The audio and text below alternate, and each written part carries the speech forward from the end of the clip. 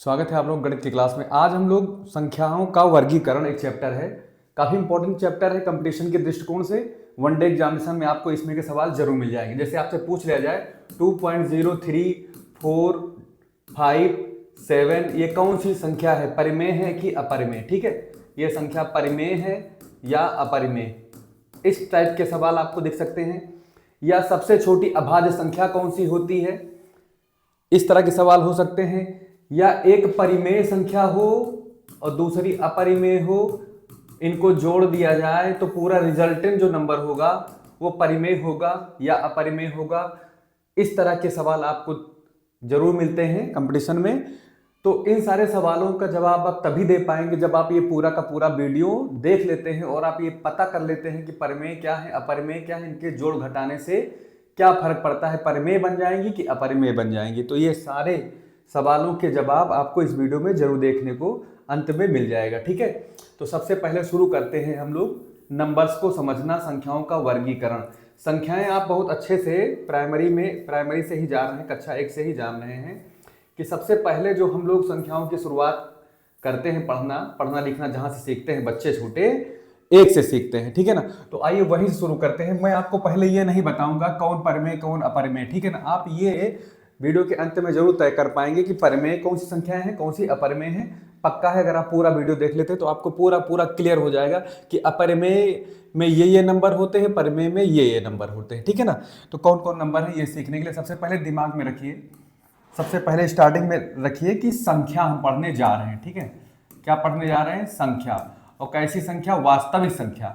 कैसी संख्या पढ़ने जा रहे हैं? वास्तविक। ठीक है, कक्षा 10 तक का जो हमारा पूरा का पूरा मैथमेटिक्स होती है वो रियल नंबर पर बेस होती है। किस पर बेस होती है? रियल नंबर पर। तो हम लोग रियल नंबर ही पढ़ेंगे। ठीक है, तो रियल नंबर पर पढ़ेंगे। तो रियल नंबर में दो प्रकार के नंबर क्लासिफाइड हैं। ठीक है ना, एक होता है हमारा रेशनल नंबर, जिसको हम लोग बोलते हैं, क्या बोलते हैं? परिमेय संख्याएं। क्या बोलते हैं? परिमेय संख्याएं। और एक होता है हमारा अपरिमेय संख्या, जिसको हम लोग इरेशनल नंबर बोलते हैं, अपरिमेय संख्या। ठीक है, ये हमारा है इरेशनल नंबर, याद रखना। और ये मेरा क्या है? रेशनल नंबर है।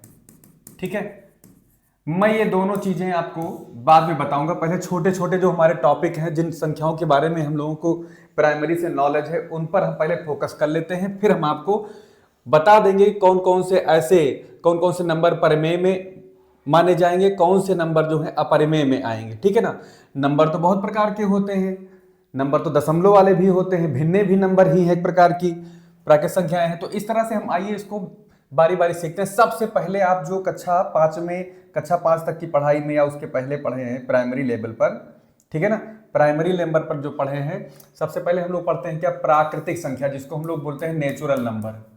नेचुरल नंबर, ठीक है ना।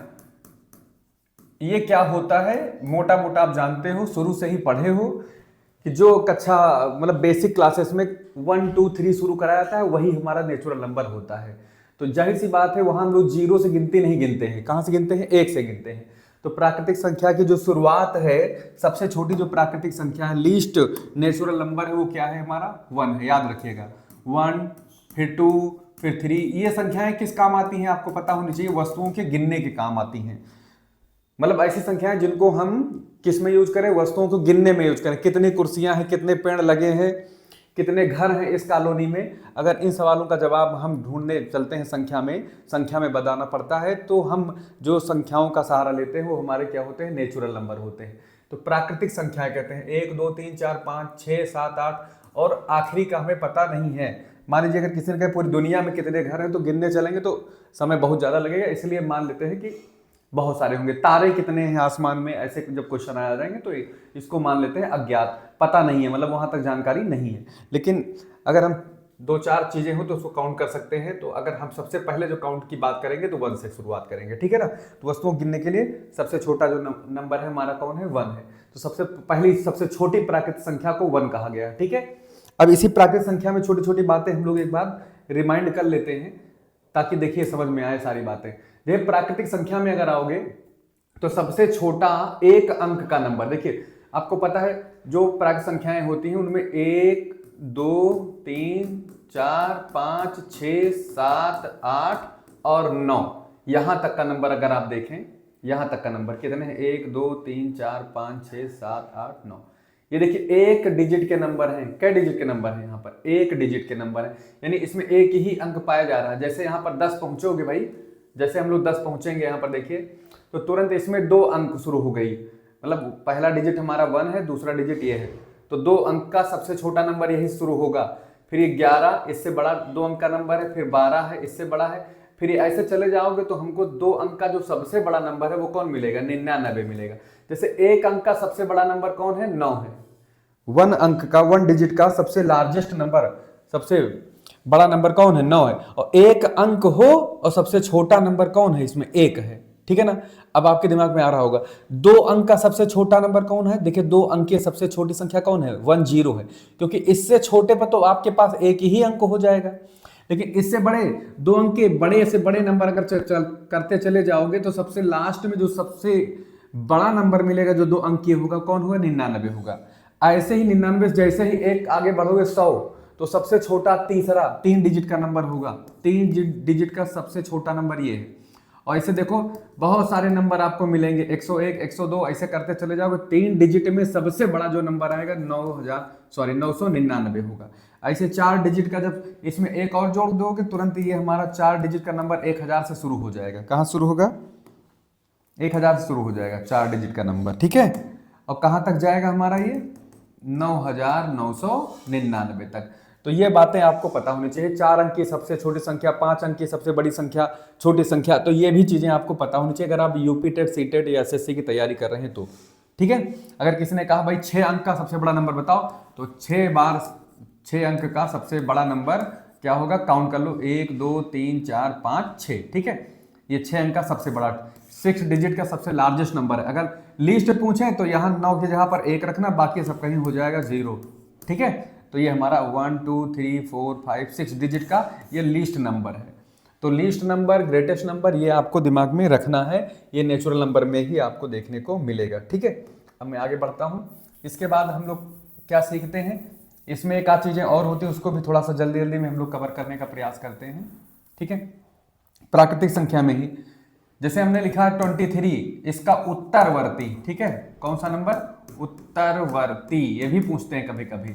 इसका उत्तरवर्ती मतलब होता है जस्ट अगली संख्या, ठीक है ना। जस्ट कौन सा नंबर? प्रीसीडिंग बोल देंगे, प्रोसीडिंग, इसको प्रोसीडिंग नंबर बोलेंगे। तो इसमें +1 ऐड कर दीजिए, तो 23 का उत्तरवर्ती क्या हो जाएगा? 24 हो जाएगा। कितना हो जाएगा ये? 24 हो जाएगा। तो उत्तरवर्ती पूर्ववर्ती भी पूछते हैं, तो 24 हो गया। अगर 23 का क्या पूछें? पूर्ववर्ती, प्रीसीडिंग नंबर, पूर्ववर्ती संख्या कौन सी होगी? तो पक्का है 23 में से एक पहले वाली संख्या बतानी, एक घटा के बतानी है, तो कितनी हो जाएगी? 22 हो जाएगी, ठीक है। ये चीजें दिमाग में रखना है, पूर्ववर्ती, उत्तरवर्ती। इसके अलावा एक और टॉपिक आता है जो कंपटीशन में पूछा जा सकता है, वो मैं कवर करने का प्रयास करता हूँ नेचुरल नंबर में ही। वो क्या है? जैसे लिख दिया है 2 4 7, तो पूछ लेते हैं इसमें 7 का स्थानीय मान बताओ। 7 का स्थानीय मान, स्थानीय मान, ठीक है ना, प्लेस वैल्यू।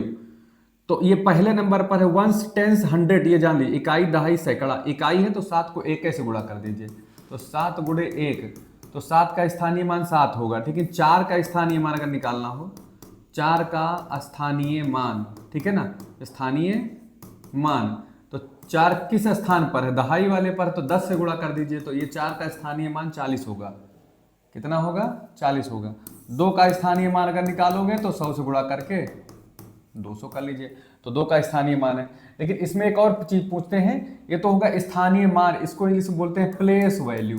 क्या बोलते हैं? प्लेस वैल्यू बोलते हैं। कौन सी वैल्यू बोलते हैं? Place value. बहुत आता है एग्जाम में, यूपी टेट वाले या सी टेट में देखने को मिलता है, कायदे से देखने को मिलता है। तो प्लेस वैल्यू एक होता है, ठीक है ना, फेस वैल्यू एक और चीज होती है, फेस वैल्यू।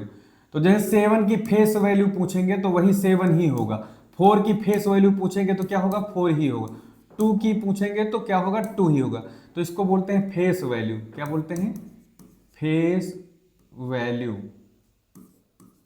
तो प्लेस वैल्यू, फेस वैल्यू दोनों चीज़ों को दिमाग में रखना है हमको, ठीक है।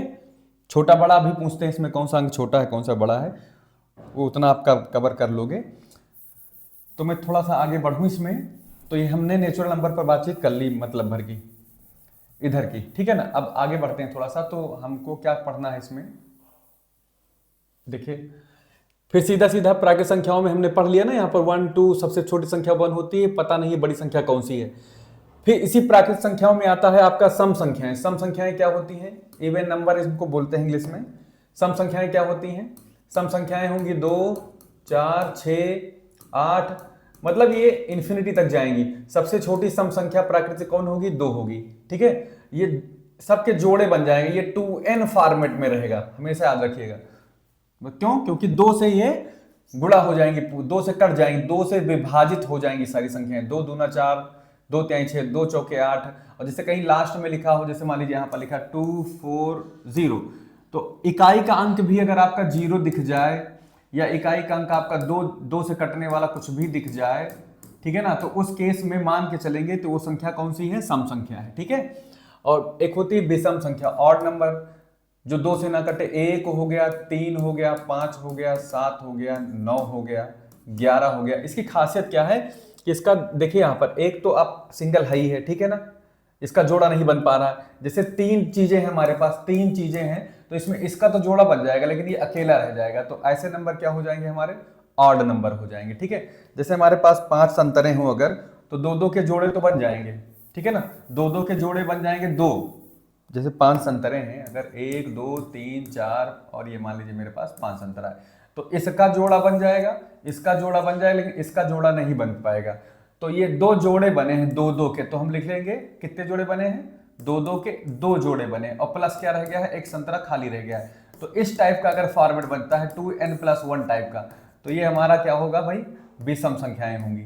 विषम संख्याएं वो 2 से भाग करने पर एक रिमाइंडर शेष देती हैं, 2 से भाग करने पर एक शेष फल बचता है। इसको 2 से भाग करोगे सम संख्याओं को तो कोई शेष फल नहीं बचेगा, 0 बचेगा। तो वो 2n फॉर्मेट की संख्याएं होती हैं जिसमें कोई शेष फल नहीं बचता है, ठीक है। तो इनको विषम सम संख्याएं बोलते हैं। तो सम हो गया, विषम हो गया। और विषम संख्या जैसे हमने कहीं लिख दिया 2 3 4 9, तो आप यहाँ इकाई का अंक देखकर ही तुरंत पता लगा लोगे कि विषम संख्या है कि नहीं, क्योंकि इसी इकाई के अंक में क्या होना चाहिए, पहचान क्या है, इकाई का अंक 1 हो, 3 हो, 5 हो, 7 हो, 9 हो। अगर ये सारी संख्याएं इकाई के अंक पर दिखाई दे जाए तो समझ लेना वो संख्या क्या है, विषम संख्या है, ठीक है। वो संख्या क्या है, विषम संख्या है, ऑड नंबर है। अब आगे थोड़ा बढ़ जाते हैं। इसके बाद हमारे पास आता है अभाज्य संख्याएं किसे कहते हैं। अभाज्य संख्याएं क्या है, देखिए अभाज्य संख्याओं को प्राइम नंबर बोलते हैं। अभाज्य संख्याएं वही होती हैं जो स्वयं से कटती हैं या एक से, जो स्वयं से विभाजित हो, स्वयं से विभाजित हो, डिवाइड हो, या किससे, एक से, बस। और कोई तीसरा गुणनखंड नहीं मिलना चाहिए, एक से विभाजित हो, वही संख्या क्या कहलाएंगी, वो संख्या हमारी प्राइम नंबर कहलाएंगे। एग्जाम्पल लेते हैं, देखिए इस कैटेगरी में सबसे पहला नंबर होगा, याद रखिएगा, बहुत इंपॉर्टेंट बात है, वेरी वेरी इंपॉर्टेंट। ये हमारा मतलब कि क्वेश्चन बन सकता है कि 2 सबसे छोटी अभाज्य संख्या है, और सम भी है, खास बात देखिए, इवन नंबर भी है। 2 के बाद 3 आएगा, 4 आएगा, 5 आएगा, 7 आएगा, 9 नहीं आएगा।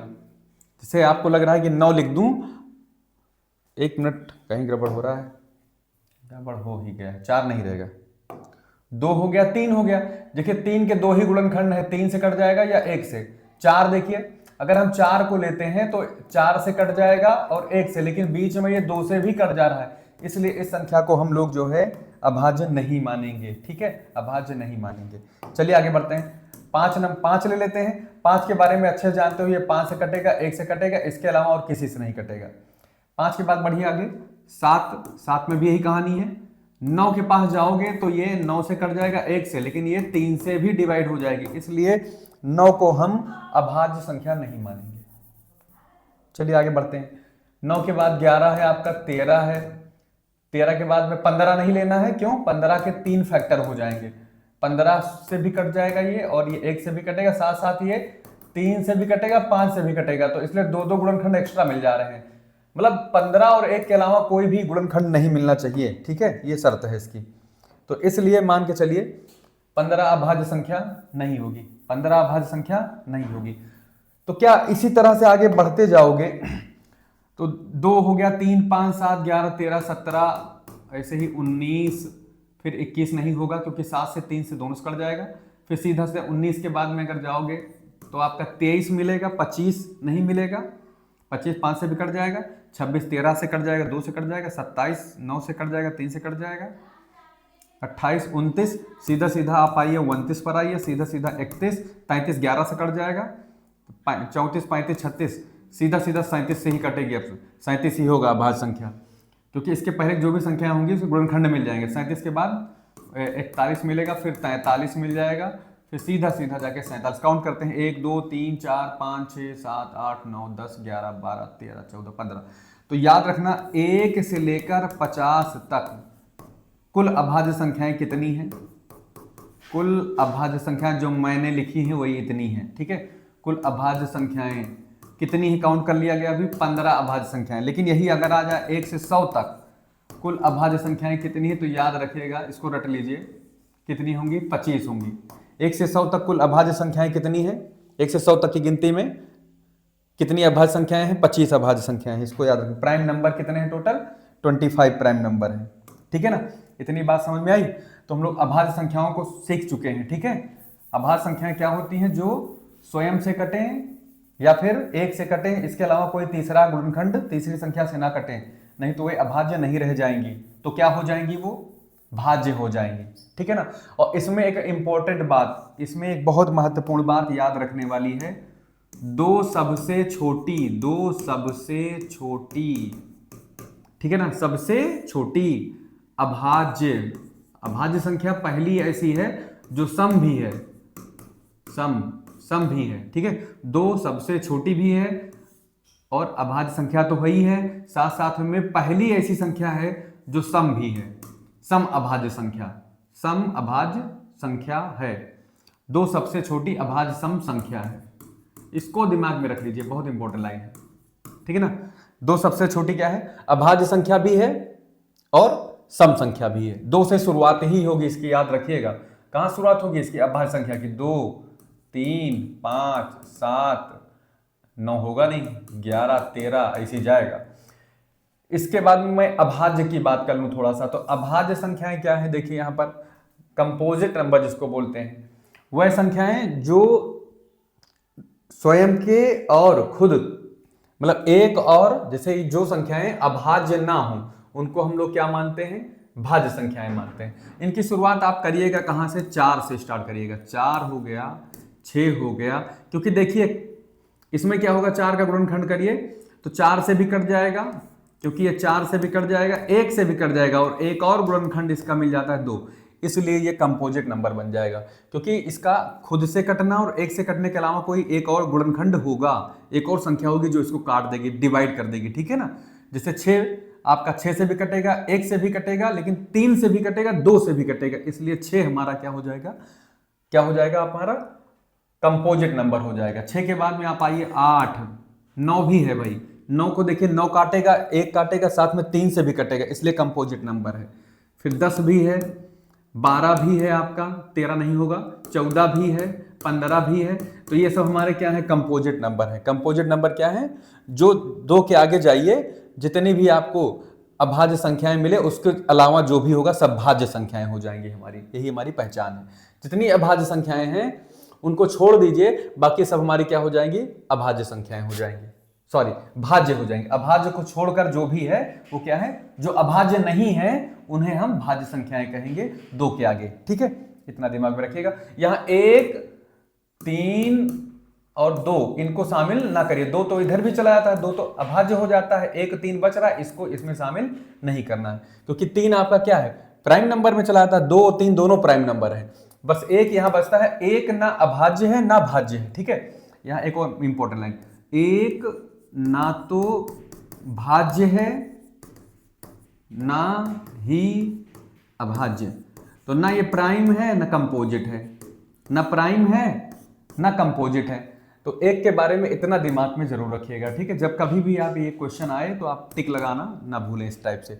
एक ना तो आपका क्या है, ना तो ये आपका कंपोजिट नंबर है और ना ही ये क्या है आपका प्राइम नंबर है, इसको दिमाग में रखिए, ठीक है। एक दोनों में नहीं आता है। चलते हैं आगे बढ़ते हैं। उसके बाद में एक और टॉपिक इसमें सह अभाज्य छूट गया है, ठीक है। सह अभाज्य क्या होती है संख्याएं। सह अभाज्य को सुनकर ऐसा लगता है कि सह माने होता है साथ में रहना, ठीक है ना, साथ में रहना। और ऐसा लग रहा है कि सह अभाज्य का मतलब यह है कि दोनों अभाज्य संख्याएं होंगी, लेकिन ऐसा नहीं है। दो सह अभाज्य संख्याएं कब होंगी, जैसे a और b दो संख्याएं हैं, अगर इनका हम दो संख्याएं साथ साथ में रहे, जोड़े में रह रही हैं और इनका हम मासा निकालें और इसका मासा 1 आए, तो हम कहेंगे a व b क्या है, सह अभाज्य है, सह अभाज्य है, को प्राइम नंबर है। जैसे एग्जांपल लेते हैं, HCF आप निकालिए, HCF निकालिए 5 और 15 का, 5 और 15 का, तो ये 5 से कट जाती हैं, दोनों संख्याएं 5 से कट जा रही हैं, ठीक है ना। यानी A और B को केवल एक काट पाए, एक के अलावा कोई और संख्या इसको काट ना पाए तो सह अभाज्य होंगी, ठीक है। जैसे यहाँ पे 5 आ गया है तो ये नॉट इक्वल टू 1, तो इसका मतलब यहाँ पे 5 15 क्या है, सह अभाज्य नहीं है, तो ये सह अभाज्य नहीं है।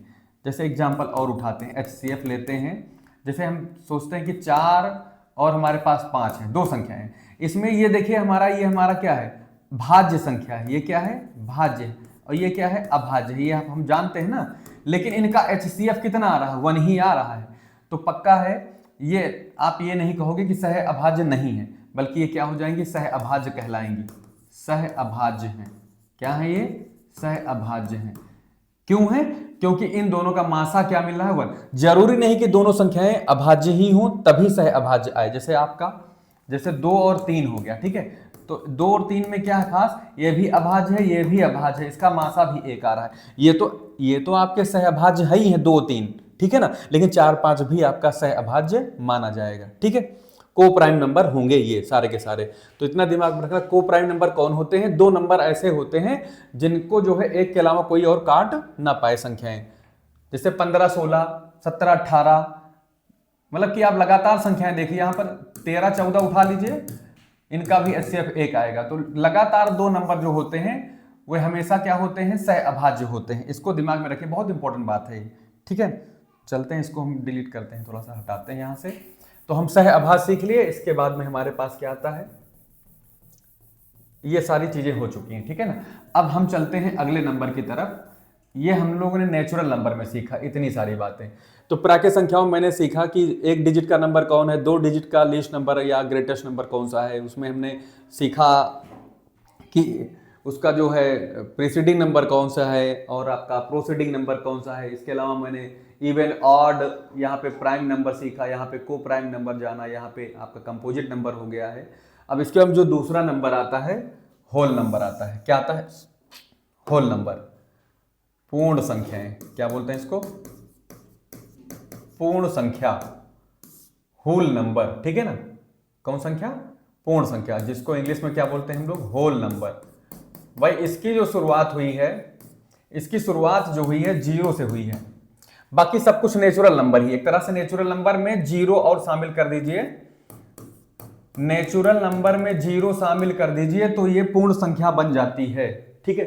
नेचुरल नंबर का जो बोरा है, उस बोरे में कहां शुरू है, नंबर 1 से शुरू है, लेकिन उसमें 0 अगर और डाल दोगे तो जो नेचुरल नंबर आपका होगा वो क्या बन जाएगा, होल नंबर बन जाएगा। तो होल नंबर में क्या होता है, दरअसल होल नंबर जो होता है वो 0 को आप प्लस कर दीजिए, शामिल कर दीजिए किसमें, नेचुरल नंबर में, तो तुरंत हमारा जो बन जाएगा वो होल नंबर बन जाएगा, ठीक है।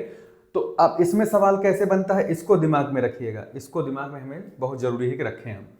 तो होल नंबर की शुरुआत कहां से होती है, ये इंपॉर्टेंट है। होल नंबर की शुरुआत कहां से होगी, पूर्ण संख्या की शुरुआत कहां से होगी, 1 से नहीं होगी, कहां से होगी, 0 से होगी। तो 0 क्या है, इसमें सबसे छोटी पूर्ण संख्या है। ये इसको दिमाग में बैठा लीजिए टिक मारने के लिए। 0 जो है सबसे छोटी हमारी पूर्ण संख्या है, 0 सबसे छोटी पूर्ण संख्या है, इसको दिमाग में रखिएगा। सबसे छोटी पूर्ण संख्या कौन सी है, 0 है, ठीक है। इसको दिमाग में हमको अच्छे से रखना है कि 0 सबसे छोटी पूर्ण संख्या होगी हमारी, ठीक, अब मैं आगे बढ़ता हूं। शून्य हमारी सबसे छोटी पूर्ण संख्या है। इसके आगे बढ़ते हैं, और बड़ा नंबर कौन है? 0 से 1 2 3 ये सब बड़े होते चले जाएंगे, और सबसे बड़ा नंबर जो है, सबसे बड़ा होल नंबर हमारे पास पता नहीं है, अज्ञात है। ठीक है, अब अनडिफाइंड है, उसकी कोई हम डेफिनेशन नहीं बता पाएंगे, या उसको हम पाएंगे नहीं कहां पर है वो। चलते हैं अगले नंबर की तरफ, जिसको हम लोग नंबर तीसरा बोलते हैं पूर्णांक, इंटीजर। इंटीजर क्या होता है? इंटीजर में क्या होता है? पूरा पूरा अंक होगा। ये 3 तरह के होंगे। एक तो आपका क्या होगा? 0 भी होगा, और 0 के बगल में आइए, 0 के बाद जस्ट जंप करिए 1 पर, 1 के बाद तुरंत 2 पर। पूर्ण अंक होने चाहिए, इसके पूरे पूरे अंक होने चाहिए, बटा वटा नहीं होना चाहिए, भिन्न नहीं होनी चाहिए, दशमलव नहीं होगा। तो 0 के बाद सीधा 1 आएगा, 1 के बाद सीधा 2 आएगा, 1.5 नहीं आएगा, 2 के बाद सीधा 3 आएगा, 2.25 या 2.5 या 2.25, 2.25 नहीं होगा ये सब। तो 3 के बाद सीधा जंप करके 4 आएगा, 4 के बाद आगे 5, ऐसे चलता जाएगा। ठीक है ना? तो यहाँ पूर्णांक 3 प्रकार के हैं, इसको दिमाग में बैठा लो। एक होगा 0, एक होगा मेरा 0, एक होगा ये देखिए 1 से लेकर 2 3 4 5 6, ये हमारा जा रहा है, इसको हम लोग धन पूर्णांक बोलेंगे। ठीक है, धन पूर्णांक, धन पूर्णांक आई पॉजिटिव। इसकी शुरुआत कहां से होगी? सबसे छोटा धन पूर्णांक कौन सा होगा? +1 होगा। इससे बड़ा धन पूर्णांक कौन होगा? +2 होगा। इससे बड़ा धन पूर्णांक कौन होगा? +3 होगा। ऐसे चलते जाओगे आगे चलकर इन्फिनिटी। सबसे बड़ा जो धन पूर्णांक है ये अज्ञात है। ठीक है ना? अब इधर आइए जरा, इसमें देखिए नंबर लाइन पर ध्यान दीजिए। नंबर लाइन में मैंने पूर्णांकों को ही लिखा है केवल। तो 0 के जस्ट पहले, जैसे यहाँ पर आई पॉजिटिव के जितने भी नंबर हमको दिख रहे हैं, ये निगेटिव में उधर चले जाएंगे। इसका मतलब एक तरह से मिरर हो जाएगा उधर इमेज। तो 1 वाला इधर आएगा तो -1 कहलाएगा, 2 वाला इधर आएगा तो 2 की कमी मानी जाएगी, 3 की कमी, 4 की कमी, 5 की कमी, ऐसे होते हुए पता नहीं कितने कमी है। तो इन्फिनिटी, माइनस इन्फिनिटी सबसे छोटा इंटीजर होगा उधर। और नंबर लाइन पे हमको पता है ना, इधर की तरफ हम बढ़ते हैं, लेफ्ट से राइट आते हैं, तो हमारा नंबर क्या होता जाता है? इंक्रीज होता जाता है, 1 1 करके इंक्रीज हो रहा है। तो यहाँ पर खूब ध्यान दीजिए, जो -1 है ना, सबसे बड़ा निगेटिव इंटीजर है, समझ लीजिए। तो यहाँ पर देखिए, ये जो हमारा -1 से शुरू हो रहा है, ये संख्या हमारी I- है। क्या है? I-, निगेटिव इंटीजर बोलते हैं इसको, निगेटिव इंटीजर बोलते हैं। ठीक है ना? ऋण पूर्णांक बोलते हैं। क्या बोलते हैं? ऋण पूर्णांक। और ये हमारा कौन सा था? धन पूर्णांक था, धन पूर्णांक, याद रखिएगा, पॉजिटिव इंटीजर। तो ऋण पूर्णांक जो सबसे बड़ा है, सबसे बड़ा ऋण पूर्णांक है, इसको याद कर लीजिए, यही याद करने वाली चीज है। सबसे बड़ा ऋण पूर्णांक। ऐसा लगता है कि सबसे बड़ा ऋण पूर्णांक उधर होगा, लेकिन गलत बात है। जैसे -1 से बड़ा इधर को नहीं मानेंगे, जो आपकी संख्या है बढ़ते क्रम में इधर से इधर को है, यानी लेफ्ट से राइट की ओर है। तो देखिए -3 से बड़ा ऋण पूर्णांक कौन है? -2। -2 से बड़ा कौन है? -1। क्योंकि हम इधर को आएंगे तो बढ़ते हुए क्रम में आएंगे, तो सबसे उधर कौन रहेगा? -10। उससे भी बड़ा इधर आओगे, लेफ्ट से राइट आओगे तो -10। भाई 10 की कमी थी, अब 9 की ही कमी है, फिर उसके बाद फिर 8 की कमी है, फिर 2 की ही कमी है, फिर 1 की ही कमी है। तो सबसे बड़ा ऋण पूर्णांक कौन है यहाँ पर? -1। सबसे बड़ा ऋण पूर्णांक -1 होगा। इसको भी रट लीजिए, कायदे से इसको समझ लीजिए कि सबसे बड़ा ऋण पूर्णांक कौन होगा? -1 होगा, क्योंकि जस्ट उसके बगल में जाओगे तो आपका 0 शुरू हो जाता है। और इसके हम एक और इंपॉर्टेंट नोट आप ले लीजिए कि 0 के बारे में अगर बात करोगे तो ये ना निगेटिव इंटीजर है ना पॉजिटिव, तो इसको क्या लिखोगे? न धन पूर्णांक न ऋण पूर्णांक, न धन पूर्णांक न ऋण पूर्णांक, न ऋण पूर्णांक। खूब कायदे से दिमाग में रख लो। तो ये न धन पूर्णांक है न ऋण पूर्णांक है। 0 ना तो धन पूर्णांक है न ऋण पूर्णांक है, न माइनस, न निगेटिव इंटीजर है न पॉजिटिव इंटीजर है। 0 के बारे में इतनी बात दिमाग में रखिए, ना ये निगेटिव इंटीजर है ना पॉजिटिव इंटीजर है, इतना दिमाग में रखना है। ठीक है ना? अब थोड़ा तेजी में बढ़ते हैं। अब हम लोग चलते हैं भिन्नों की तरफ। देखिए हमारे नंबर लाइन पर 1 और 2 के बीच में, 1 और 2 के बीच में, ठीक है ना, जैसे आपने कहा कि 1 ये हो गया, आप समझिए 1 और 2 के बीच में, जैसे एक रोटी ये है और एक दूसरी रोटी ये है, तो 2 रोटियां हमको दिख रही हैं। एक ये हो गई ब्रेड, एक ये हो गई, 2 ब्रेड हो गई। लेकिन एक रोटी आपने पूरी पूरी खा ली, ठीक है ना, खा लिया, और फिर इसमें से इतना टुकड़ा ले लिया, इतना खाया, और थोड़ा सा एक बाइट ऐसे ले लिया चुपके से, तो कुछ ना कुछ हिस्सा है, तो उसको कहते हैं हम लोग कि ये इसका हिस्सा है, यानी कि जो ये कंप्लीट रोटी है एक, इसका ये पार्ट है। तो ये एक कंप्लीट नहीं है, कुछ ना कुछ खाया गया है पूरे में से, ठीक है ना। तो ये फ्रैक्शन में आएगा, भिन्न में आएगा या दशमलव में आएगा, दोनों बातें होंगी। जैसे ये पूरा एक हिस्सा खा लिया, इसमें तो कुछ पार्ट खा लिया, तो पॉइंट लगा के कुछ इसका कुछ ले लेते हैं हिस्सा, 0.2 0.3 ऐसा करके। तो ये चीजें होती हैं, तो ये फ्रैक्शन में आती हैं, या फिर इसको हम लोग दशमलव में भी बोलते हैं। तो थोड़ा सा इसको और सीखने का प्रयास करते हैं। जैसे ये देखिए, मैं आपको दिखाता हूँ, भिन्न के बारे में थोड़ा सा जान लेते हैं हल्का सा। सारी चीजें आप मानते हैं कि जानते हैं, लेकिन फिर भी देखिए यहाँ पर ये मैंने ब्रेड बनाई, ब्रेड के 4 टुकड़े कर दिए, ठीक है ना। एक टुकड़ा अगर आपने खा लिया तो बोला जाएगा कि आपने 1/4 खाया। तो यहाँ पे क्या है, इसको बोलते हैं अंश। क्या बोलते हैं, अंश। और नीचे क्या बोलते हैं, हर। तो जितनी भी भिन्न हैं जो अंश बटे हर टाइप की हैं, जैसे यहाँ पर हमने लिख दिया 22/7, या यहाँ पर -3/4, या फिर यहाँ पर लिख दिया आप कुछ भी ले लीजिए भिन्नों में, 11/39 ऐसे करके, या √7 ले लीजिए। √7 नहीं लेना है हमको, 11 मान लीजिए, हम ले लेते हैं कितना, 13 ले लो, छोड़ो, 11/13। तो जितनी भी भिन्नें होंगी आप याद रखिएगा, जितनी भी फ्रैक्शन हैं वो आपको कहाँ मिल जाएंगे, इसके बीच में मिलेंगे, यहाँ पर जो पूर्णांक नहीं है उसके आसपास आपको भिन्नें मिलेंगी। लेकिन ऐसा नहीं है कि ये 1 भी आपकी भिन्न के रूप में व्यक्त की जा सकती है। जैसे आपका यहाँ पर 2 है इंटीजर ना, जितने इंटीजर आपको दिखाई पड़ेंगे या जितने नेचुरल नंबर दिखाई पड़ेंगे, ये भी फ्रैक्शन के रूप में हम इसको लिख सकते हैं। जैसे हमारे पास ये पूरी रोटी 1 थी ना, तो मैं क्या करता, 1/1 लिख सकता था इसमें। क्यों, जैसे 2 कोई संख्या है तो 2/2 लिख सकते हैं। तो ये भी तो हमारा अंश और हर के रूप में आ गया, ये भी अंश है, ये हमारा क्या है, हर। क्योंकि 2 से 2 काटोगे तो क्या आएगा, 1 ही तो आएगा। तो 5/5, 6/6, सबकी वैल्यू क्या होती है, 1 ही मानी जाती है, ठीक है ना। 5 में 5 हिस्सा, 6 में 6 भी, पूरे के पूरे। तो इस तरह से इसको समझिए, पूरा का पूरा ये जितना इंटीजर होगा, जितना नेचुरल नंबर होंगे, वो सब के सब, या होल नंबर होंगे, वो सब भी क्या है, फ्रैक्शन के फॉर्मेट में फ्रैक्शन के फॉर्म में लिखे जा सकते हैं। जैसे 4 लिख दिया, यहाँ पर मैंने 4 लिख दिया, -3 लिख दिया, ये भी हमारी भिन्नों में काउंट की जा सकती हैं। चलते हैं, एक और बात करते हैं, शांत दशमलव और अशांत दशमलव। 2 ही बचा रह गया है टॉपिक, शांत दशमलव और अशांत आवर्ती दशमलव। तो चलते हैं, यहाँ देखिए, शांत दशमलव क्या है, भिन्न तो आपको समझ में आई होगी। भिन्नों का मतलब होता है जिसको हम 1/3 लिख दिया, 15/20 लिख दिया, ये सब भिन्न है। भिन्नों के बारे में कभी मैं और भी चर्चा करूंगा, कौन सी प्रॉपर है, कौन सी यहाँ पर मतलब कि उचित भिन्न है, कौन सी अनुचित भिन्न है, या सरलतम भिन्न क्या है, वो सब बहुत बड़ा टॉपिक है, उधर भी है, चीज़ें हैं। तो चलते हैं, थोड़ा सा इसको जल्दी ख़त्म करने का प्रयास करते हैं। तो इसको मैं हटा देता हूँ यहाँ से, सीधा हम लोग बात करते हैं शांत दशमलव के बारे में। सबसे पहले हम समझिए दशमलव संख्याओं के बारे में समझ लेते हैं थोड़ा सा।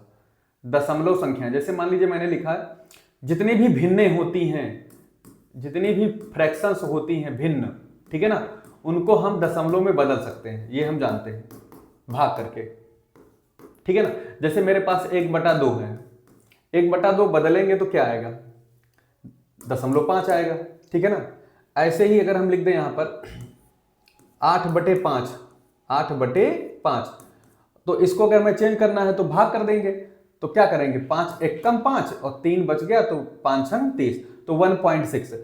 तो जब कभी भाग करें, जैसे हम डिवाइड कर रहे हैं, यहाँ देखिए 8 को 5 एकम 5 लिख दिया। इंपॉर्टेंट बात सीख रहे हैं अब हम लोग, 8 में से 5 गया 3, दशमलव लगा 0 बढ़ाओगे तो 5 छंग 30, पूरा का पूरा कैंसिल हो जा रहा है। तो ऐसे दशमलव नंबर को हम लोग बोलेंगे शांत दशमलव नंबर। क्या बोलेंगे, शांत, टर्मिनेटिंग डेसिमल नंबर बोलेंगे, शांत दशमलव संख्याएं बोलेंगे, ठीक है ना। शांत दशमलव संख्याएं, टर्मिनेटिंग डेसिमल नंबर बोलेंगे इनको, याद रखिएगा, टर्मिनेटिंग डेसिमल नंबर, टर्मिनेटिंग, ठीक है, टर्मिनेट हो जा रहे हैं, मतलब कि इसके आगे कुछ और आ नहीं रहा, पूरा पूरा कट्टम पुट्टा हो जा रहा है, कट जा रहा है, मतलब 2 से भाग करने पर यहाँ पर भी पूरा पूरा कट जा रहा है। तो ऐसे दशमलव को हम लोग शांत दशमलव कहेंगे। अब एक और प्रकार का दशमलव होता है, देखिए यहाँ पर कभी कभी ऐसी भिन्न आ जाती है कि कटता नहीं है। कैसे, जैसे आप समझिए, जैसे 10 अगर हम कर दे 7, तो आओ 10/7 को चेक कर लेते हैं कि ये क्या कहता है, ये भी भिन्न ही है। इसको दशमलव में कैसे करेंगे, तो 7 से भाग कर दीजिए 10 को, तो 7 एकम 7 हो जाएगा, 3 बचेगा, ठीक है ना, दशमलव लगा के 0 बढ़ा देंगे, 7 चौक 28 हो जाएगा, फिर 2 आएगा 20 हो गया, 7 दूनी 14 हो गया, 6 मिल गया, ठीक है ना, 0 हो गया, 7 8 56 हो गया, हाँ 4 56, फिर 60 हो गया। यहाँ पर ये कहीं गड़बड़ कर रहे हैं हम, 7 8 56 लिखो भाई, यहाँ तो 56 होगा, 56 के बाद में फिर 40 हो गया यहाँ पर, ठीक है ना, 40 हो गया, तो 7 5 35 हो गया यहाँ पर, 35 हो गया, फिर 5 उतरेगा, 0 बढ़ेगा, 7 7 कितना हो गया, 49 हो गया, 49 के बाद फिर 1 आया। अब देखिए फिर से जब 1 आएगा तो यहां पर आप 10 बनाओगे, फिर ये आपका फिर से यही जो 7 से 10 को भाग के दिए थे वही फिर प्रोसीजर शुरू हो जाएगा। तो 10/7 को जब हम डिवाइड करते हैं दरअसल, तो देखिए अब ये खत्म नहीं हुआ है शेष फल इसका, शेष कितना है हमारा 1 आया था, 0 बढ़ा के अभी चाहे तो 7 1 कम 7 यहां से फिर कर सकते हैं, और 10 में 7 घटाएंगे तो कितना मिलेगा, यहाँ पर 3 मिलेगा, फिर वही पूरा का पूरा आपको नंबर रिपीट होगा, क्योंकि देखिए यहाँ पर क्या है 1 टाइम गया था हमारा, तो देखिए कर देते हैं, तो फिर ये कितना जाएगा 7 3 21, 3 बार ये जाएगा, तो 1 3 फिर से आएगा इसका, 21 नहीं 7 21 हो गया, 7 21 नहीं होगा, 7 चौक 28, 4 रहेगा यहाँ पर, ठीक है ना। तो यहाँ पर फिर से ये रिपीट होगा पूरा का पूरा नंबर, 1 4 के बाद 2 आएगा, ऐसे करके फिर से रिपीटिंग आएगी इसकी पूरी की पूरी नंबर की। तो यहाँ पर क्या आ रहा है 1 पॉइंट, ठीक है ना, 1.42857 के बाद 1 4, फिर से वही नंबर रिपीट हो जाएगा यहां से यहां तक। तो इसका ये मतलब निकल के आ रहा है कि ये बार वाले, इसके आगे भी बहुत कुछ है, अभी ये खत्म नहीं हो रहा है। तो ऐसे दशमलव नंबर जो रिपीट हो जाएं आगे जाके, रिपीट हो जाएं, ठीक है ना। इससे एक और हम एग्जांपल देते हैं, अभी एक और एग्जांपल लीजिए, एक और एग्जांपल लीजिए। जैसे सीधा सा एग्जांपल है 10/3, कितना है 10/3, इसका जरा करिए तो 3 3 9 1 मिलेगा, फिर 3 3 जा 9, ये देखिए बार बार कभी खत्म नहीं होगा, हर बार इसका जो है 3 3 जा 9 1 शेष आता जाएगा। तो ऐसे नंबर को बार वाले दशमलव नंबर बोलते हैं। 3 के ऊपर जिस चीज की रिपीट होंगे उसको बार लिख देंगे, ठीक है ना। तो ऐसे दशमलव को जिस पर बार लगा हो वो कैसे दशमलव होंगे, ये अशांत दशमलव है। कैसे दशमलव है भाई, ये अशांत है, लेकिन क्या है आवर्ती हैं, रिपीट हो रहे हैं, अशांत आवर्ती दशमलव, अशांत आवर्ती दशमलव। तो ये भी भिन्न का ही एक फॉर्म होता है। ये भी देखिए अशांत आवर्ती दशमलव को भिन्नों में बदला जा सकता है, तथा ऐसे भिन्नों को अशांत आवर्ती में हम देख पाते हैं कहीं कहीं। कुछ भिन्नों को अगर हम बदलते हैं, कहने का मतलब कुछ भिन्नों को अगर बदलते हैं तो वे दशमलव में बदलने पर क्या हो जाती हैं, शांत भिन्न देती हैं। जैसे ये क्वेश्चन देखिए, हमने क्या किया था यहाँ पर 8/5 लिया था तो 1.5 आया था, लेकिन यहाँ 10/3 लिया तो ये देखिए कभी भी खत्म नहीं हो रही, लेकिन रिपीट 3 का रिपीटेशन होता चला जा रहा है। तो ऐसे केस में देखिए ये जो हमारी भिन्ने हैं वो कैसी हैं, ये भिन्ने जब दशमलव में बदलती हैं तो दशमलव का चेहरा कैसा बनता है, अशांत, यानी कटती नहीं पूरी तरीके से, लेकिन जो नंबर्स आते जाते हैं वे रिपीट हो जाते हैं। तो इसको बोलते हैं अशांत आवर्ती दशमलव। ऐसी संख्याओं को बार के रूप में हम व्यक्त करते हैं, ये हम लोग अच्छे से जानते हैं। ऐसी संख्याओं को हम लोग बार के रूप में व्यक्त करते हैं। कुछ और देखिए, कुछ और देख लेते हैं हम लोग। जैसे एक संख्या हम लोग लेते हैं यहाँ से 1.42 बार, ठीक है। इसका क्या मतलब है, इसको भी हम बदल सकते हैं भिन्न में। कैसे बदलेंगे, 1 पॉइंट जिसके ऊपर बार लगा है, दरअसल इसका मतलब क्या होता है, इस नंबर का मतलब होता है 4242, ऐसे लिखते चले जाओ और अनगिनत बार लिखो, कुछ पता नहीं है डाट डाट। तो ये कैसा नंबर है, अशांत है। कैसा नंबर है भाई, ये अशांत है, क्योंकि शांत हुआ नहीं, डाट लगा हुआ है और रिपीट हो रहा है, तो इसको बोलते हैं आवर्ती, ठीक है ना।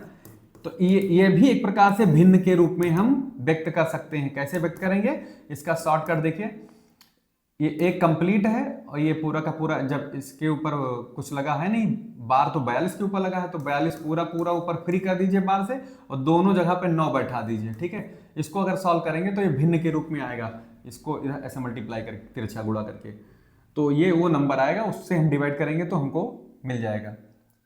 मैं एक छोटा सा आसान सा ले लेता हूँ, क्योंकि इसको भी 99 को 1 से गुणा करके 2 से, चलिए कर लेते हैं इसी को।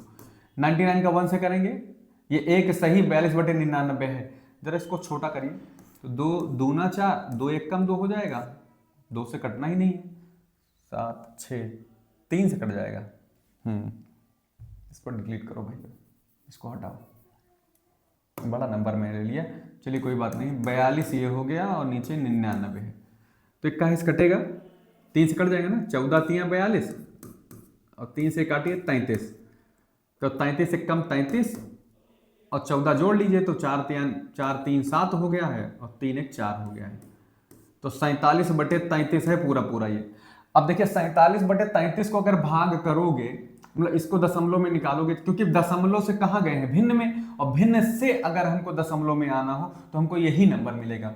आप चेक कर लीजिए, तो 33 से 47 को भाग करने जब निकलोगे तो क्या होगा, देखिए 33 भागे 47 करिए, तो 33 एक कम तो 33 हो ही गया है, और यहाँ पे कितना बचना है, 4 बचेगा, यहाँ पर 1 बचेगा, दशमलव लग जाएगा, 0 बढ़ेगा, ठीक है ना। अब ये 4 बार जाएगा, तो 4 3 12, 4 3 12 1 13 हो गया, 10 में से तो हो गया 8 हो गया।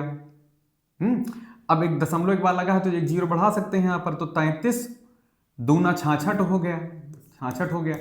अब 10 में 6 गया, 4 मिल गया, और यहाँ पर क्या मिल गया, 100, फिर ये 140 हो रहा है, देख रहे हैं, तो ये फिर आपका 4 बार जाएगा, ठीक है। तो ये देखिए 42 अभी फिर ऐसे जाएगा, तो ये आपका कभी खत्म नहीं होगा, फिर ये 2 गया, फिर 4 जाएगा, फिर 2 4 2 4 2, सारे गामा पा टाइप का ये कुछ बनेगा, 4 2 4 2 4 2 आपको दिखाई पड़ेगा बार बार।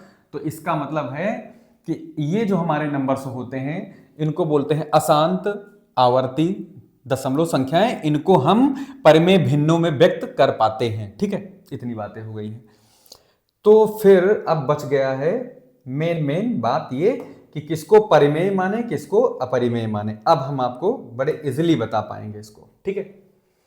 एक और दशमलव संख्या होती है, एक और दशमलव संख्या होती है, वो कौन सी होती है, देखिए आप तो दशमलव संख्याओं के बारे में इतना जान लिए हैं कि एक दशमलव कौन सा होता है, शांत, एक कौन सा होता है, अशांत।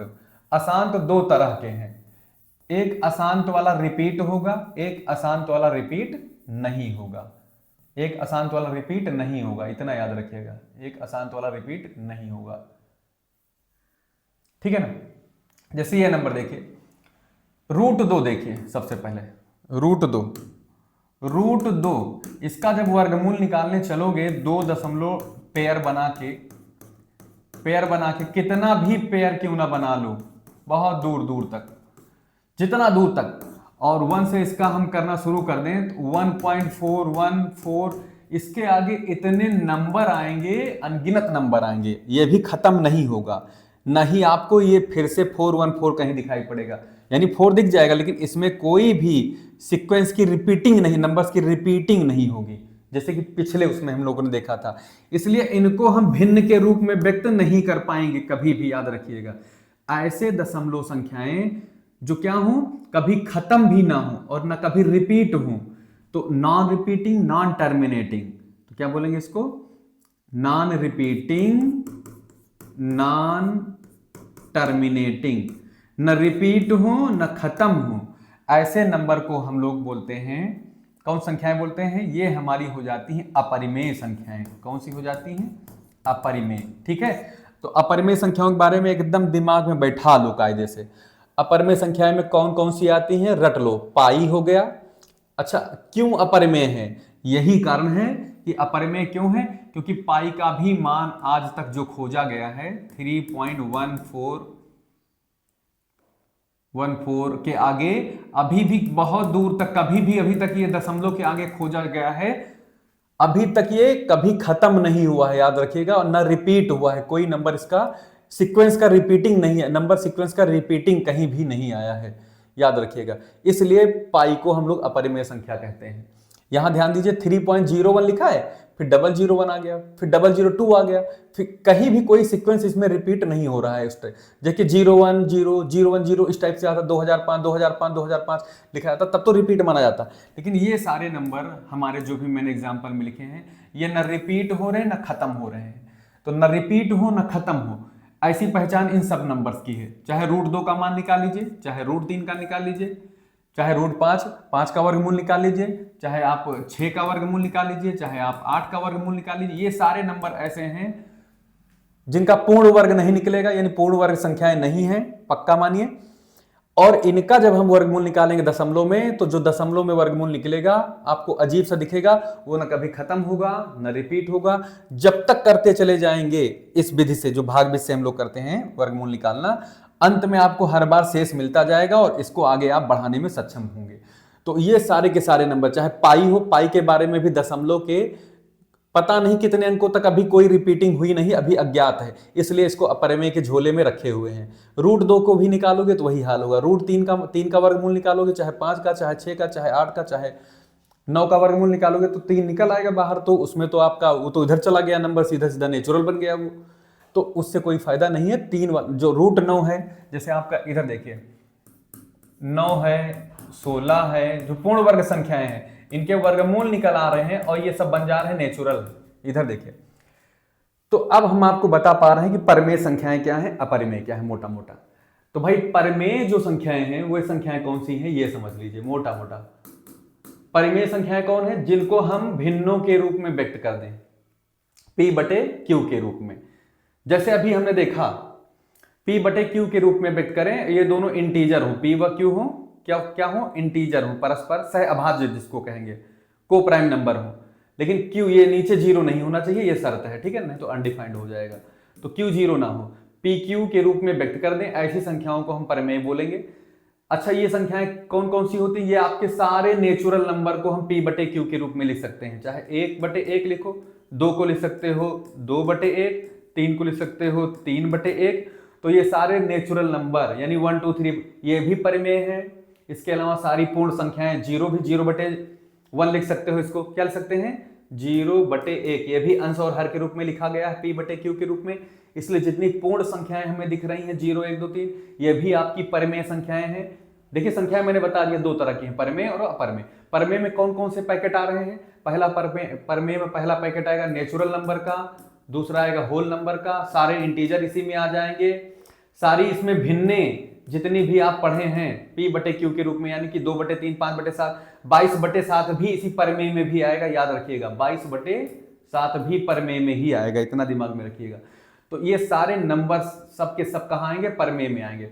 परिमेय में एक चीज और आएगा, ये भी दिमाग में रखना, शांत दशमलव भी जितने होंगे वो सब परिमेय में आएंगे, शांत दशमलव भी परिमेय में आएंगे। कौन से दशमलव भाई, शांत दशमलव परिमेय में ही आएंगे। शांत दशमलव समझ रहे हैं ना, शांत दशमलव का मतलब क्या होता है, जैसे 1/2 है, 1/2 तो भिन्न हो गई, 1/2 क्या है, भिन्न है ना, 1/2 क्या है आपका, भिन्न है, इसको 0.5 लिख नहीं पा रहे हैं, तो कैसा दशमलव, शांत दशमलव है, ठीक है ना।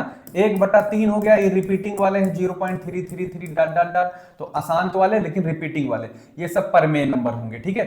अपरिमेय में कौन होगा, ये जो मैंने लिख दिया है, अपरिमेय में कौन से नंबर होंगे, जिनको हम P बटे Q भिन्न के रूप में ना बदल पाए, ठीक है, जिनको हम जैसे रूट 2 को भिन्न के रूप में नहीं बदल पाएंगे हम लोग।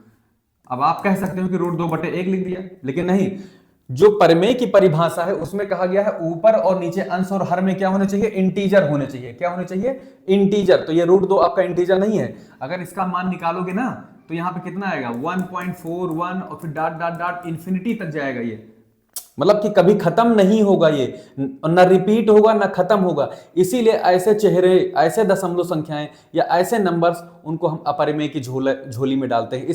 इस अपरिमेय वाले बक्से में कैसे नंबर रखेंगे, जैसे पाई हो गया, पाई को क्यों रखें अपरिमेय में, क्योंकि पाई का मान दशमलव के बाद जितने भी अंक आए हैं वो न रिपीट हुए हैं कभी न खत्म हुए हैं, डॉट डॉट उसके आगे भी अभी भी खोजा जा रहा है कि दशमलव के बाद पता नहीं कितने अंक होंगे। वही हाल 2 के साथ है, 2 का जब सॉरी 2 के साथ नहीं, अंडर रूट 2 के साथ है। 2 का वर्गमूल जब निकालोगे, 2 का अंडर रूट 2 का मान निकालेंगे तो 1.4 करके पता नहीं कभी खत्म नहीं होगा, आप वर्गमूल निकालते चले जाओ, दशमलव के कितने भी स्थानों तक निकालोगे तो उसमें एक खासियत आपको देखने को मिलेगी, वो खासियत ये होगी कि ना रिपीट होगा ना खत्म होगा, कंटिन्यू रहेगा। यही हाल रूट 3 में है, 5 में है, रूट 6 में है, रूट 8 में है। तो ऐसे वर्गमूल जो पूर्ण वर्ग नहीं है, जिनका हम स्क्वायर रूट परफेक्ट नहीं निकाल पाते हैं, वह सारी संख्याएं अपरिमेय में काउंट होंगी। और दशमलव की क्यों मैंने बता दिया, वही सबके लिए वही रूल है कि दशमलव के बाद जो भी अंक आते हैं उनको अगर दशमलव में बदला जाए तो सबके सब non repeating non terminating type के होंगे, न रिपीट होंगे न खत्म होंगे, न रिपीट होंगे न खत्म होंगे। ऐसे सारे दशमलव संख्याएं पाई, साथ में जितने वर्गमूल हैं जिनका वर्गमूल पूरी तरह से नहीं निकाल पा रहे हो परफेक्ट, वे सब के सब अपरिमेय में ही काउंट होंगे। अगर इतना दिमाग में रख लियो तो बाकी सब क्या आ जाएगा, परिमेय में आ जाएगा। परिमेय में कैसे दशमलव हैं, जैसे कैसे भिन्न, हमने बता दिया सारे नेचुरल नंबर आपके परिमेय में हो जाएंगे, पूर्ण संख्याएं होंगी ही, सारे इंटीजर हो जाएंगे, भिन्ने भी हो जाएंगी, सारी भिन्ने परिमेय है, याद रखिएगा कोई भी ऐसी भिन्न नहीं है जो परिमेय ना हो, सारी भिन्ने परिमेय है। क्योंकि भिन्नों की खासियत क्या है, या तो वे शांत दशमलव देंगे या तो अशांत देंगे, तो अशांत के साथ आवर्ती देंगे। जैसे यहां पर देखिए 1/3 में देखिए ये अशांत है, आवर्ती है, तो याद रखिएगा। तो 0.3 के ऊपर बार समझिए, तो चाहे इसको 3 बार लिखिए, चाहे ये लिखिए, चाहे ये लिखिए, सब तीनों एक ही चीज है। यहाँ पर 0.3 बार का मतलब होता है 0.333 कईयों बार, यानी कि ये रिपीट हो रही हैं लेकिन खत्म नहीं हो रही। तो खत्म होना यहां पर है, ना खत्म होना यहां पर है, लेकिन ये रिपीट हो रही हैं और यहां पर रिपीट नहीं हो रही थी। यही इतना अंतर है दोनों में, ध्यान दीजिए। दोनों ही दशमलव क्या है, खत्म नहीं हो रहे हैं, ना ये खत्म हो रहा है ना ये खत्म हो रहा है, लेकिन एक ना खत्म होने वाला अपरिमेय है, एक खत्म होने वाला आपका क्या हो गया, परिमेय हो गया। तो जो ये देखिए रिपीट नहीं है, रिपीट नहीं है, मतलब अशांत दोनों हैं, दशमलव दोनों ही अशांत हैं। यहां पर भी डॉट डॉट लगा रहेगा और 0.33 डॉट डॉट डॉट यहां भी लगा रहेगा, लेकिन दोनों में अंतर क्या है, ये रिपीट नहीं होते नंबर, ये रिपीट नहीं होते, पुनरावृत्ति नहीं होती नंबरों की, पुनरावृत्ति नहीं होती नंबरों की, ठीक है, पुनरावृत्ति नहीं है, लेकिन यहां पुनरावृत्ति है, पुनरावृत्ति है, पुनरावृत्ति है, ठीक है, खत्म तो नहीं है लेकिन पुनरावृत्ति है। जैसे लिख दिया मैंने 2.4347 फिर 4347, तो ये रिपीट हो रहे हैं नंबर और फिर डॉट डॉट भी लगा हो, तो इसको इसमें मत गिन लेना, अपरिमेय में नहीं गिना जाएगा, इसको समझा जाएगा कि 4347 की ये रिपीटिंग हो रही है, इसलिए परिमेय में आएगा, याद रखिएगा। क्योंकि इसको हम जो बार वाले नंबर होते हैं इनको हम फ्रैक्शन में बदल सकते हैं, भिन्न में चेंज कर सकते हैं, इसलिए ये सारे नंबर हमारे क्या होंगे, परिमेय होंगे, जबकि इधर का जो हिस्सा होगा हमारा क्या होगा, अपरिमेय होगा। तो इतना दिमाग में रखना है कि परिमेय अपरिमेय में दो ही हैं, यहाँ पे 2 पैकेट है परिमेय अपरिमेय के। एक परिमेय के पैकेट में आपको क्या क्या निकलेगा, एक परिमेय के पैकेट में आपको नेचुरल निकलेगा, सारे नेचुरल नंबर आपके परिमेय होंगे, रेशनल होंगे, सारे मतलब कि होल नंबर होगा, इसके अलावा सारे इंटीजर होंगे, सबके सब इंटीजर क्या होंगे, परिमेय होंगे, याद रखिएगा। दशमलव में 2 तरह की संख्याएं आपकी परिमेय में मानी जाएंगी, एक तो खत्म हो जाने वाली, जैसे 1/2 को हमने 0.5 लिखा, ये भी आपकी क्या है, परिमेय है। 0.5 हो, 0.72 हो, आपका ये भी है 0.3257, डॉट डॉट नहीं लगा होना चाहिए बस, ये सब परिमेय में माना जाएगा।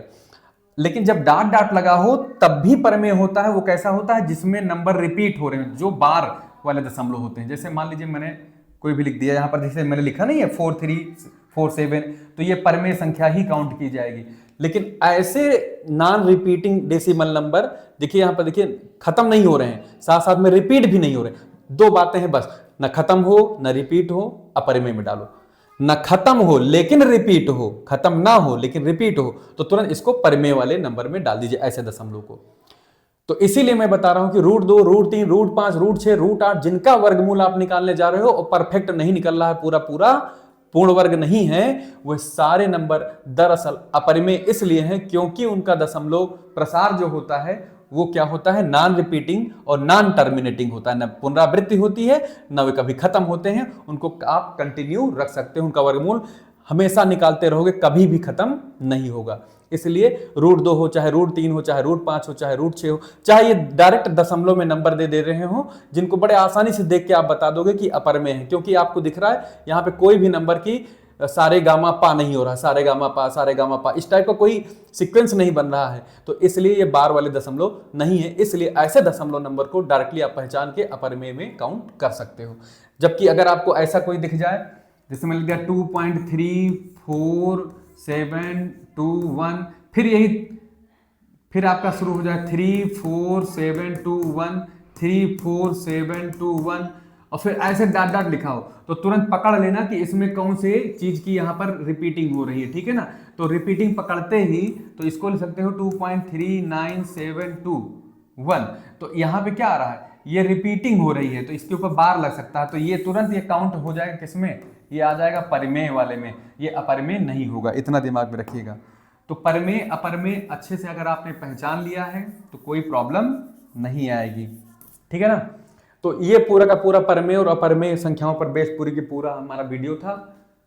आप पूरा अगर वीडियो देखे होंगे तो अब आप परमेय अपरमेय को आप क्लासिफाई कर पाएंगे। इसके अगले वीडियो में हम देखेंगे कि एक अपरमेय हो और दूसरी परमेय हो तो जुड़कर या मल्टीप्लाई होकर या डिफरेंस होकर वो परमेय संख्या देंगी कि अपरमेय देंगी।